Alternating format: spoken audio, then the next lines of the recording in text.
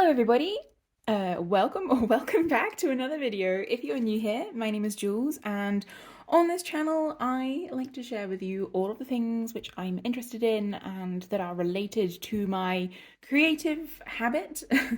It's been a while since my last video, and in my last video I said that I was not going to try to keep to a schedule anymore because I find the pressure a little bit too much and I wanted to adapt a little bit more to prioritize some other things in my life, but I'm excited to be here with you today to share with you the new paints that I got for Christmas because, you gotta ask for paints for Christmas.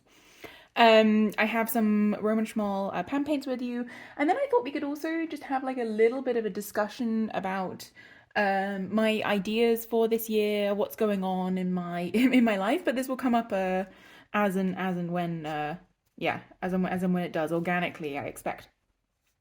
So the paints I have to share with you today are not the new release Roman Schmall paints, which I'm also interested in getting at least a few of, but in the end, I have a lot of paints. Okay, so let me show you. Currently, I'm keeping my Roman Schmall paints in these White Knights tins, and they hold like 28 or something, and I have not one, not two, but four, not all full, of course, but I'm thinking that that's a lot of paint. So I don't really.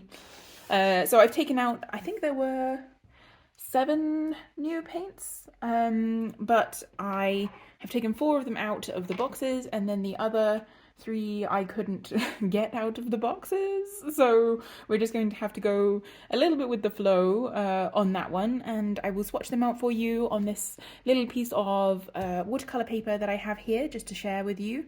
Now maybe we can have a quick look at a comparison with some other colors that I have, because I swatch all my colors out on little swatch cards. Yeah. The other thing that I got for Christmas, before I get into the swatching, promise I will, is this round Bao Hong watercolor paper. If anybody has any fun ideas for anything I can do with round watercolor paper, like I bought it, I asked for it. But I asked for it kind of on a whim, because I wouldn't have purchased it for myself. But I'm trying to think of like little projects that would fit nicely on round watercolor paper. So if anybody has any good ideas, let me know in the comments down below. I hope everyone is having a great start to the new year. Ooh. Chaos reigns. My start has been a little bit busy, especially compared to last year. I feel like last year was so relatively chill. Like I just had one thing I was working on at work and it was fine, and I'd had like a nice restful Christmas vacation, and then this year it feels so much more chaotic. So the first color I'm going to swatch for you is Roman Schmall's Lemon Yellow, and the reason I hate lemon yellows is because look at this mess. They get so grubby so quickly, but Roman Schmall's Lemon Yellow is notable for being a unique pigment. It is PY61, I believe. I'm not sure what the chemical implication of that number are. But yeah, I wanted to try it out. I'm not really a huge lemon yellow user, but this is so intensely vibrant, and I think it is the coolest yellow I own. I get the impression that it's maybe like a little semi-transparent. It's not got that sort of hyper transparency that some paints have. Hope we're in focus. I'm a bit rusty on the old filming. My desk is a mess. It is not clean. I haven't done groceries yet today, and it's Saturday, and in Germany that's a big deal because all the shops are closed on a Sunday. So you kind of have to be on it when it comes to that, but you'll be fine. But I really love this lemon yellow. I think it will be interesting to try and use it. I'm also in the process of setting up another main watercolor palette for this year. So I purchased for myself, in one of my last videos I talked about the Magello Mission Gouache colors that I have. Excuse the sounds. And I have my Magello Mission Gouache set up in this palette from Holbein, and I really like. It has 13 wells for tube paints and then just like a whole ton of mixing space, and it lies super flat. Really love this. So I have some new colours in here that I got to try out with my gouache, and because I liked this palette so much, I thought, wouldn't it be nice to have a bit of a refresh after like a year and a half of this being my old main watercolor palette. And this is obviously beautiful and I love it, but it is too many colors. Like, I feel like I don't use it so much because there are too many colors, which I think that is a struggle that a lot of people can relate to. So I bought myself another one of these. So I can pick 13 tube colors, and also I could fit 8 pans in one of these. And I am struggling to commit to the idea of picking the tube paints to go in here. Yeah, I have a lot of tube paints, but so that will be a video at some point. And if you have any recommendations, please do let me know, because I am struggling a lot with that. But yeah, we'll figure it out in the end. Anyway, back onto topic. The next colour I'm going to swatch for you is a bismuth orange. Can I see my, is it PO86? It might be PO86. And I bought this because, or I wanted this. I didn't buy it, but I wanted it. Because it's a granulating orange, so it is a little bit more on the opaque side. And this is not like meant to be a limited palette. These colours would not be good as a limited palette just all together. They would be kind of ugly, honestly, together. So don't expect a super aesthetic looking little swatch card at the end. But yeah, this colour is really nice to use. As usual, all these colours are super high quality. They re-wet really well. You really just can't go wrong with Roman Schmal. One of my dilemmas while I was trying to pick colours for that new palette was that I just like my Roman Schmal pans more than I like a lot of my tubes. So the colours that I want to use are all in pans. But I also like with these enormous palettes, like that you can get so much mixing space. I don't know. It's tough. It's a tough one. So up next is a colour that my friend bought when I introduced her to Roman Schmal, like 2 years ago or something, and I've wanted it ever since but never bought it, and it's Azo Red, and it is possibly the most intense red that I own. Possibly only like a closely in intensity to the Aquarius red, which is honestly so intense that I removed it from my palette because it's just so much. But it's beautiful. And this Azo Red is like a really nice, cool red. Very nice pinky shade of red. And I absolutely love it. It's quite interesting. It has like a bit of an iridescence on the pan. Probably just from the pigment or whatever, but it's not an iridescent paint at all. And then on the opposite side, so this is the Azo Red. It's super, super, super duper intense. And then this pan, which looks like just like a dark purple, is actually, when I put water on it, you can see it goes lighter as the pigment solubilizes, dissolves. I'm not sure what the scientific term for that is, but you can see it's re-wetting really beautifully. It's ultramarine pink. I was kind of between ultramarine pink and cobalt violet to try out sort of like a cooler granulating pink. Potter's pink is the other one which people use quite a lot, and I'm honestly really pleased with this. I thought it could be like, I know ultramarine pink has a tendency to dry just like a rock sometimes, but the formula for the Roman Schmal paints really just makes them so easy to use. I know some people don't like that they're a bit sticky, but in the winter here we have the opposite of a humidity problem. We have a dryness problem. So yeah, this is really nice. I really like this colour a lot. I'm not sure how I will use it yet, but I'm also trying to work out in 2025 to work a little bit more on, picking a small selection of colours and actually trying to develop a style a little bit, which is something which I guess has organically been happening, but I think that the more art you make, the quicker you develop a style, right? So that's the aim.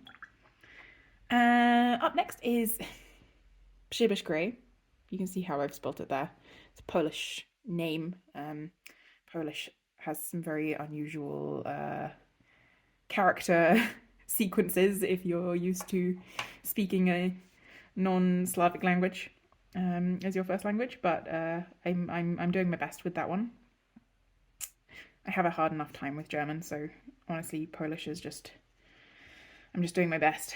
But this colour is really, really well loved by people for being one of these granulating, purpley kind of colours, like a purple grey.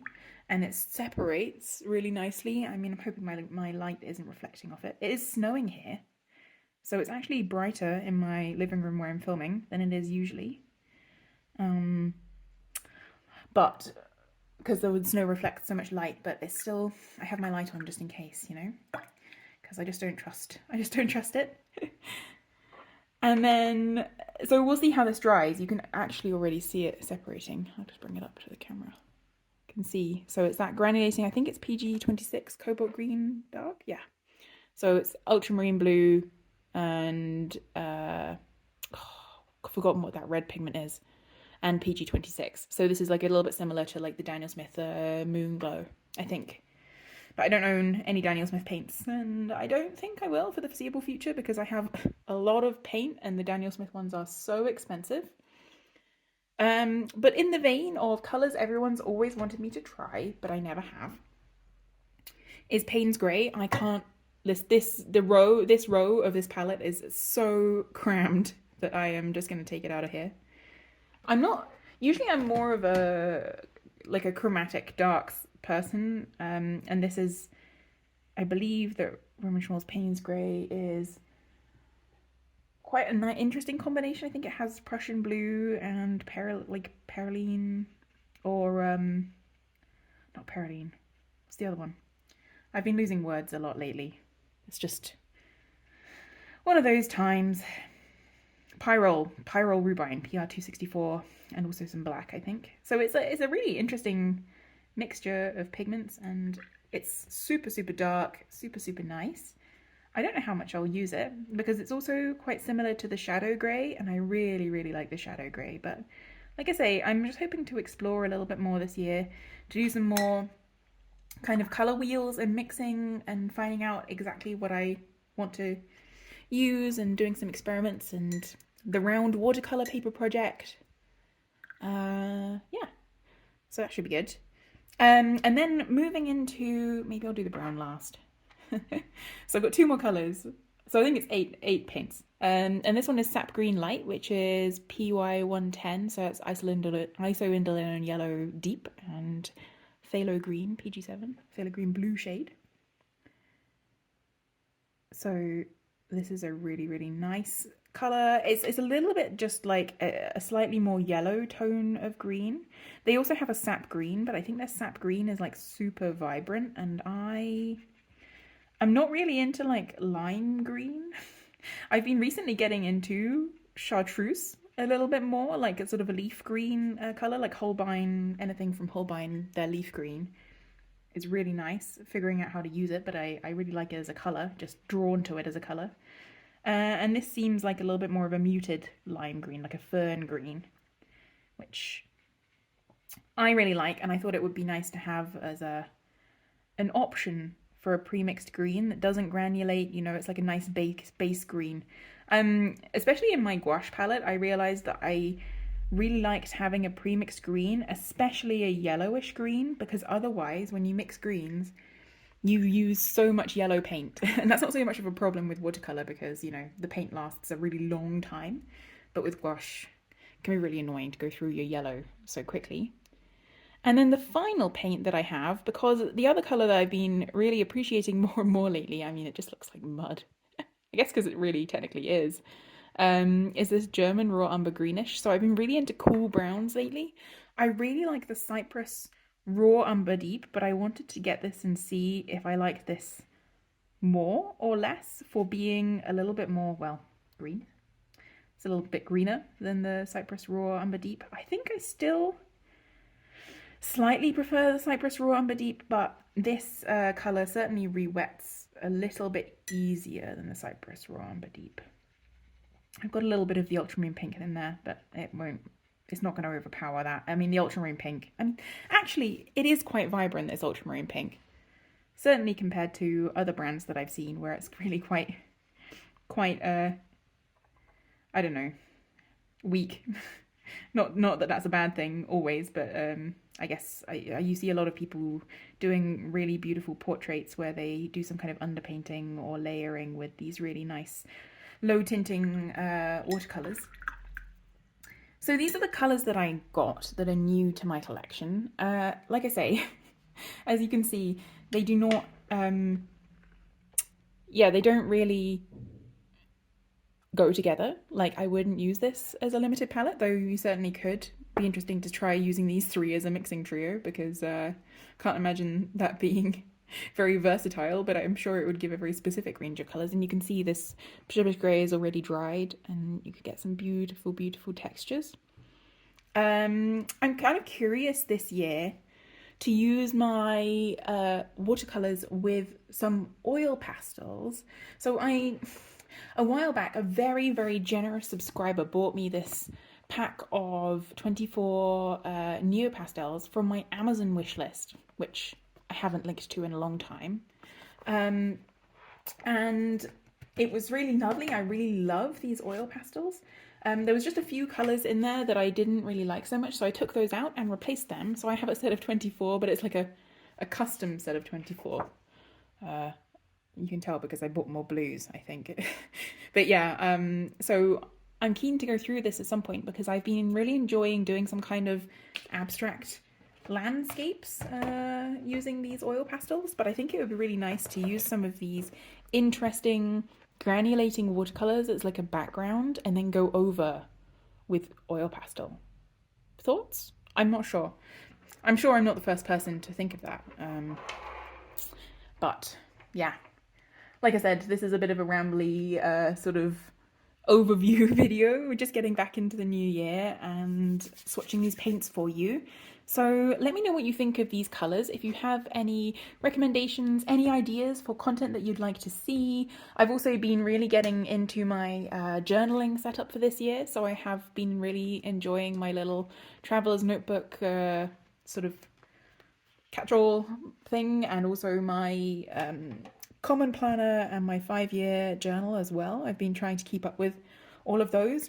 Really enjoying that setup. I think I will do a catch-up video maybe at the end of January on how that's going and everything I'm using for that. So yeah, thank you for sticking around until the end of this video. If you enjoyed it, please do leave a like and a comment and subscribe if you haven't already. I know it's cringe to say all those things, but if you don't, then people don't do it. Maybe in the future I will do some more mixing videos also. I have been thinking about setting up, for example, in this book, like some color wheels so I can do some experimental mixes and swatching. Could also be fun. I have a video on color wheels also if you want to get a little idea of my philosophy on that one. But yes, until next time, hope you have a wonderful time and I will see you all in the next video. Bye everybody.